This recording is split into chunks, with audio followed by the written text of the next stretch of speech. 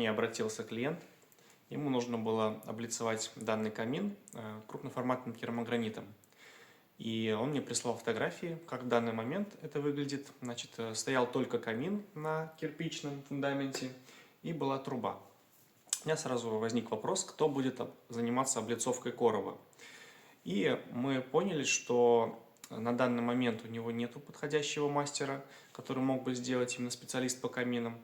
И я предложил такой вариант, что я узнаю, соберу информацию, как эта работа выполняется, мы это обсудим. Значит, я начал исследовать информацию, как делаются эти короба, что нужно, какие материалы использовать.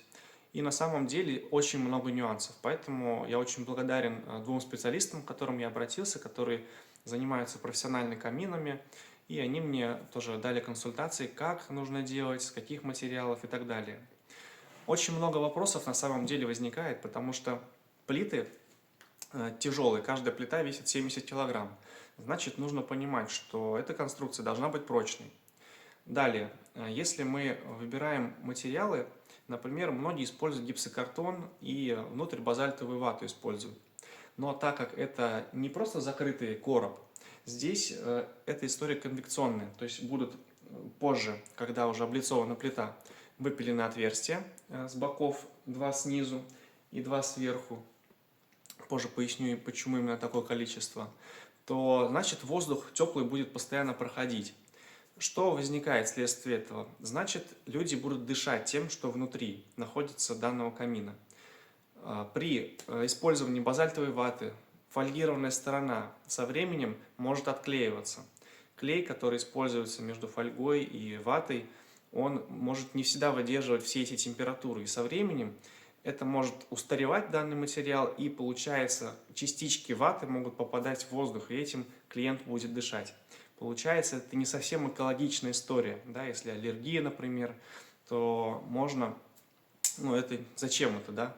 Значит, нужно использовать более экологичные материалы, но в то же время оно должно отвечать требованиям выдерживать температуру, не горючей быть, да, и быть теплоизолятором, чтобы, прикасаясь к камину, дети, они не обожглись, чтобы, например, тоже сама плита не нагревалась и не отклеивалась от основания. Поэтому были выбраны плиты силиката кальция. Далее, вопрос, какой толщины использовать эти плиты, сколько слоев, как их монтировать, на какой клей использовать, какие герметики, какие мастики. Далее, как собирать, значит, история, что поднимается вверх дверца, как правильно сделать конструкцию, чтобы верхняя часть, она держалась, нужно ли использовать каркас. На все эти вопросы нужно было получить ответы. Также, вентиляционное отверстие. От чего зависит? Сколько их должно быть? Одно, два. То есть это от красоты зависит? Нет. Это зависит от мощности топки. Значит, нужно было провести информацию, найти мощность топки, также рассчитать, какой размера должно быть вентиляционное отверстие и сколько их здесь будет. Далее. Сама топка, она была установлена неровно. И нужно было грамотно ее поставить так, чтобы при нагреве, расширении, сужении она не ерзала куда-то, не уходила. Тоже в то же время, чтобы это никак не влияло на остальной короб, на плиточную облицовку, на керамогранит. Поэтому нужно было ее выставить по уровню. Далее нужно было тоже поднять ее выше. Она не должна лежать на кирпичном фундаменте, должно быть проветривание снизу. На самом деле здесь еще очень много моментов, и поэтому я благодарен, что конкретно к моей ситуации мне объяснили, какие нужно сделать действия, чтобы данная история была сделана качественно, надежно, и тоже плиточная облицовка, она держалась, и тоже все это было, выглядело так хорошо, красиво. Далее, клиент захотел, чтобы плитка керамогранит была не только на коробе, но еще и дальше на откосе. То есть получается у нас разные основания, короб и откос. Как тоже сделать так, чтобы в будущем не появилось каких-либо трещин.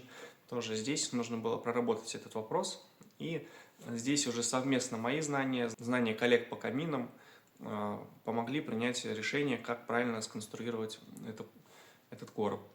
Тоже такие вопросы, как на какой высоте установить приточные отверстие для воздуха, на какой высоте нужно установить отверстие сверху для выхода воздуха, какая температура будет воздуха выходить из этой конвекционной камеры, чтобы рядом, например, это было безопасно в плане пожарной безопасности, потому что температура воздуха может достигать 100 градусов. Значит, нужно правильное расстояние от потолка сделать. Также должна быть декомпрессионная камера сверху. Очень много нюансов, и на самом деле я бы не взялся за такую работу, если бы мне не дали консультацию, я не был бы уверен, что я смогу сделать ее правильно. Иногда может казаться, что работа, она что там, положил плитку, что там, прикрутил там, собрала короб, но на самом деле много нюансов важных, которые нужно учитывать.